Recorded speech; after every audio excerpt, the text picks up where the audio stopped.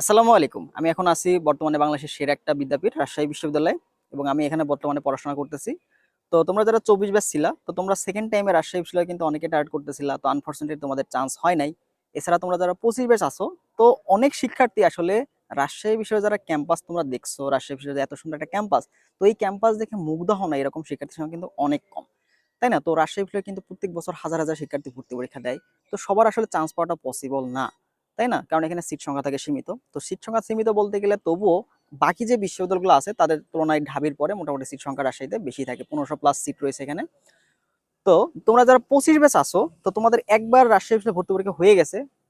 তো রাজশাহী বিশ্ববিদ্যালয়ে ভর্তি পরীক্ষা হওয়ার পরেও তোমাদের অনেকে যাদের চান্স হয় নাই, তো তোমরা এখানে ঘাবড়ানোর কিছু নাই বা টেনশনের কিছু নাই। তুমি কিন্তু চাইলে আরো একবার রাজশাহী বিশ্ববিদ্যালয়ে ভর্তি পরীক্ষা দিতে পারবা। এবং এই বছর তুমি আরো গোছালো একটা প্রিপারেশনে রাজশাহীর জন্য একটা ফাইট করতে পারো।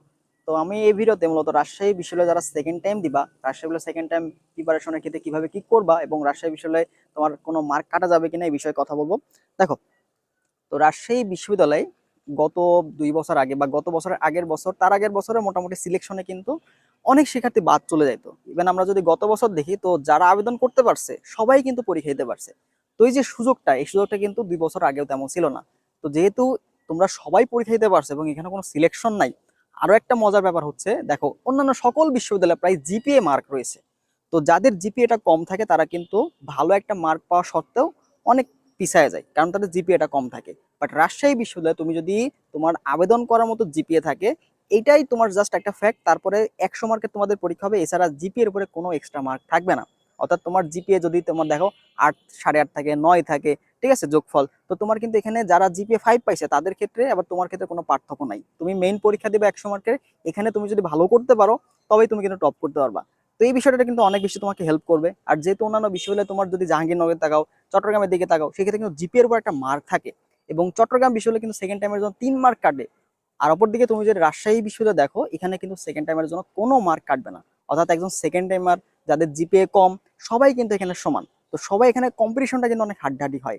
এবং চান্স পাওয়ার ক্ষেত্রে যদি আমরা দেখি যে সেকেন্ড টাইমারদের চান্স পাওয়ার রেশিওটা, তো গত বছর তার আগের বছর সেকেন্ড টাইমগুলোতে কিন্তু টপ ডিপার্টমেন্ট যেগুলো আছে, তোমার সিএসসি, ফার্মেসি, তারপর হচ্ছে তোমার অ্যাপ্লাইড কেমিস্ট্রি, বায়োকেমিস্ট্রি, তো এই সবগুলো ডিপার্টমেন্টে সেকেন্ড টাইমের চান্স পাওয়ার কিন্তু অনেক শিক্ষার্থী আছে। তো সেকেন্ড টাইমের চান্স পাওয়াটা কিন্তু মোটামুটি এত বেশি কঠিন হবে তা কিন্তু না। তো তুমি যদি একটু ভালো মতো প্রিপারেশন নিতে পারো, তো সেকেন্ড টাইমে কিন্তু রাজশাহী বিষয়ে তুমি একটা সিট নিশ্চিত করতে পারবা। তো এখানে যদি আমরা দেখি টপ ডিপার্টমেন্টের কথা বললাম, তো টপ ডিপার্টমেন্টের কিন্তু এই অবস্থা হচ্ছে। আর বাকি যে ডিপার্টমেন্টগুলো আছে সেখানে কিন্তু আরো বেশি তোমার সেকেন্ড টাইমের ক্ষেত্রে অনেক বেশি আধিপত্য। তো তুমি যদি 25 ব্যাচ থাকো এবং তোমার যদি স্বপ্ন এই যে রাবিয়ান হওয়ার থাকে, তো তুমি চাইলে এখন থেকে শুরু করে রাজশাহী বিষয়ের জন্য একটা ভালো প্রিপারেশন নিয়ে তুমি কিন্তু চান্স নিশ্চিত করতে পারো। ইভেন তুমি যদি এখানে দেখো যে এখানে কিন্তু 80টা এমসিকিউ থাকবে এবং প্রত্যেকটা এমসিকিউর মার্ক থাকবে 1.25 করে এবং নেগেটিভ থাকবে 0.25 করে। তো এখানেও কিন্তু একটা বড় সুযোগ। তুমি যদি 5টা ভুল করো তাহলে তোমার একটা সঠিক হওয়ার মতো মার্ক কিন্তু কাটা যাচ্ছে। অর্থাৎ তোমার যদি 80টা এমসিকিউ দেখো, তুমি সাপোজ 4টা এমসিকিউ ভুল দাগাইছো, ঠিক আছে, 4টা আন্দাজে দাগাইলা, এর মধ্যে তোমার যদি একটা সঠিক হয়ে যায় তবুও তোমার কিন্তু 0.25 করে বেড়ে যাচ্ছে। তো এই সুযোগটা কিন্তু অনেক বেশি পাচ্ছ।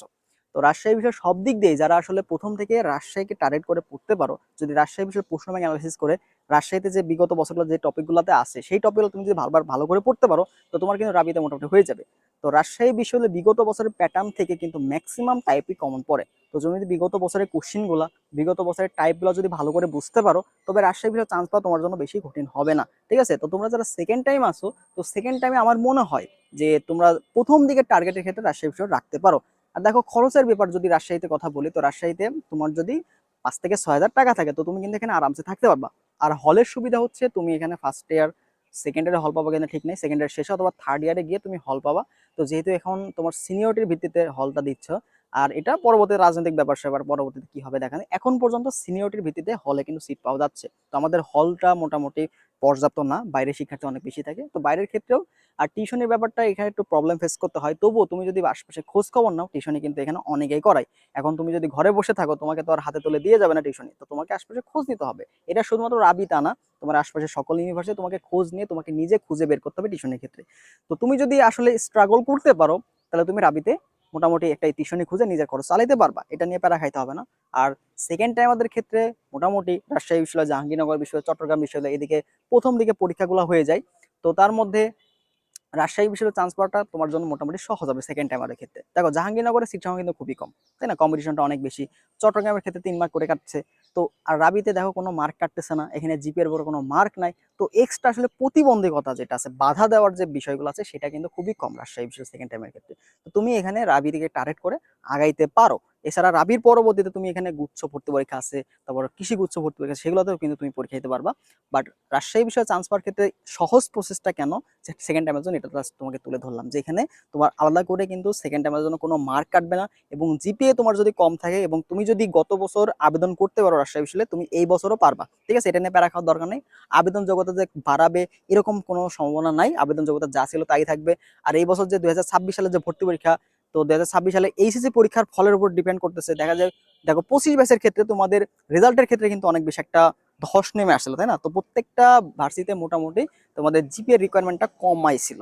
তো যদি 26 ব্যাচের ক্ষেত্রে এই ঘটনা ঘটে, তো দেখা যাবে যে ওদের জিপিএ রিকোয়ারমেন্টটাও কমাই দিতে পারে। তো এটা নিয়ে প্যারা খাওয়ার দরকার নেই। তো দেখা যায় জিপিএটা কমেও যেতে পারে, বাড়ার সম্ভাবনা অনেক কম থাকে। তো জিপি এখন যেমন আছে আবেদন যোগ্যতা ততটাই তোমাদের লাগবে। তো গত বছর তোমরা যারা পরীক্ষা দিতে পারছো রাবিতে, এই বছরও পারবা। তো তুমি জাস্ট একটু ডেডিকেটেড ভাবে রাজশাহী বিষয়ে কোশ্চিন ব্যাংকটা এবং ভার্সিটি কোশ্চিন ব্যাংকটা ভালো মতো সলভ করে যাবা, দেখবে যে অনেক কিছু তুমি কম পাবা। তো এখানকার মান বন্টনটা নিয়ে যদি প্যারা খাও একটু বলে দিই। তো এখানে তোমার হচ্ছে আবশ্যিক অংশটা থাকে, ঐচ্ছিক অংশটা থাকে। এবং তোমরা যে বিষয়টা ভুল করো সেটা হচ্ছে আবশ্যিক অংশে কিন্তু আলাদা পাস করতে হবে এবং ঐচ্ছিক অংশে আলাদা পাস করতে হবে, দুইটা কিন্তু আলাদা পাস আছে। তো আবশ্যিক অংশে তোমাদের ফিজিক্স, কেমিস্ট্রি এবং আইসিটি, এখানে 50 মার্ক 55 মার্ক থাকবে। ফিজিক্সে 25 মার্ক, কেমিস্ট্রিতে 25 মার্ক এবং আইসিটিতে 5 মার্ক, টোটাল 55 মার্ক তোমাকে অ্যান্সার করতে হবে মাস্ট। এরপরে বাকি যে 25 মার্ক, এখানে তিনটা অপশন থাকবে। একটা হচ্ছে তোমার শুধুমাত্র বায়োলজি 25টা এমসিকিউ, শুধুমাত্র ম্যাথ 25টা এমসিকিউ, এবং ম্যাথ প্লাস বায়োলজি এখানে 25টা, ঠিক আছে। তো সবচেয়ে বেটার হয় হচ্ছে ম্যাথ প্লাস বায়ো দাগানো। তো তোমরা যারা 25 ব্যাচ ছিল, হয়তো অনেকে ম্যাথ প্রিপারেশন নাও নাই, ঠিক আছে। আর এখন যেহেতু তুমি সময়টা পাচ্ছ, তো তুমি চেষ্টা করো ম্যাথ প্রিপারেশন নেওয়ার। কারণ তুমি যদি ম্যাথ প্লাস বায়ো দাগাও, এখানে যে 1500+ সিট আছে, এই সবগুলো সিটের ক্ষেত্রেই তুমি কিন্তু চয়েস দিতে পারবা। অর্থাৎ যতগুলো সাবজেক্ট আছে সবগুলো সাবজেক্টে তুমি কিন্তু চয়েস দিতে পারতেছো। যদি তুমি বায়োলজি না দাগাও, অনেকগুলো সিট কিন্তু তুমি পাবা না, ঠিক আছে। তো মান বন্টনের বিষয়টা বুঝলে আশা করি। তো এখানে তোমার হচ্ছে যদি তুমি ম্যাথ প্লাস বায়ো দাগাও, এক্ষেত্রে তোমার চান্স পাওয়ার রেটটা অনেক বেশি থাকে, কারণ মার্কটা এখানে কম লাগে, ঠিক আছে। গত বছরও কিন্তু এখনো তোমার গণবিজ্ঞপ্তি দেওয়া হয়েছে। তো এর পরবর্তীতে কাটমার্ক কত আসছে রাজশাহী বিশ্ববিদ্যালয়, আমি এটা নিয়ে সম্পূর্ণ একটা গাইডলাইন তোমাদের দিব, এটা নিয়ে প্যারা খাওয়ার দরকার নেই। আজকে জাস্ট রাজশাহী বিষয় সম্পর্কে তোমাদের কাছে তুলে ধরলাম। তো যারা সেকেন্ড টাইম দিবা, আমি বলবো রাজশাহী বিশ্ববিদ্যালয়কে ডাইরেক্ট করার, ঠিক আছে। কারণ এখানে তোমাদের জন্য অনেক ভালো সুবিধা। এখানে তোমার নেগেটিভ মার্কিং নাই, সেকেন্ড টাইমের জন্য আলাদা কিছু, তোমার আলাদা করে কাট মার্ক নাই, ঠিক আছে, যে তোমার 2, 3, 5 এরকম করে কাটবে, এরকম কোনো কিছু নাই। তারপর জিপিএ যদি তোমার কম থাকে, এখানে জিপিএর উপরে কোনো মার্ক নাই। তো তুমি চাইলে কিন্তু এখানে ভালো মতো প্রিপারেশনে পরীক্ষা দিতে পারবা। মেইন পরীক্ষায় তুমি যদি ভালো করো, তাহলে এখানে তোমার চান্স পা কিন্তু কেউ আটকাতে পারবে না, ঠিক আছে। তো রাবিতে যারা পরীক্ষা দিবা, ইনশাল্লাহ ভালো মতো প্রস্তুতি দাও। এবং রাজশাহী বিষয় থেকে যা যা লাগবে, গাইডলাইন যা লাগবে, সবকিছু আমাদের পেজ থেকে তুমি পাবা। তো অবশ্যই পেজটা ফলো দিয়ে রাখবা। এবং আমাদের সেকেন্ড টাইম এক্সাম বেসে কিন্তু ভর্তি চলছে। তো যারা এখনো সেকেন্ড টাইম এক্সাম বেসে ভর্তি হয় নাই, দ্রুত ভর্তি হয়ে যাও। এবং আমাদের শুধুমাত্র রাজশাহী বিষয় ডেডিকেটেড একটা কোর্স আসবে, যেখানে আমরা রাজশাহী বিষয় টার্গেট করে রাজশাহীর জন্য ফুল ডেডিকেটেড ভাবে তোমার পড়াবো। এবং শুধুমাত্র যে রাজশাহী কভার হবে তা না, রাজশাহী বিষয়ের পাশাপাশি অন্যান্য ভার্সিটি ইনশাল্লাহ কভার হয়ে যাবে। তো তোমরা যারা রাজশাহীতে পরীক্ষা দিবা, তারা অবশ্যই কমেন্ট করে যাও, আমি দেখতে চাই যে রাবিতে তোমরা সেকেন্ড টাইম কারা কারা দিবা, ঠিক আছে। তো ভালো থাকো সবাই, আল্লাহ হাফেজ।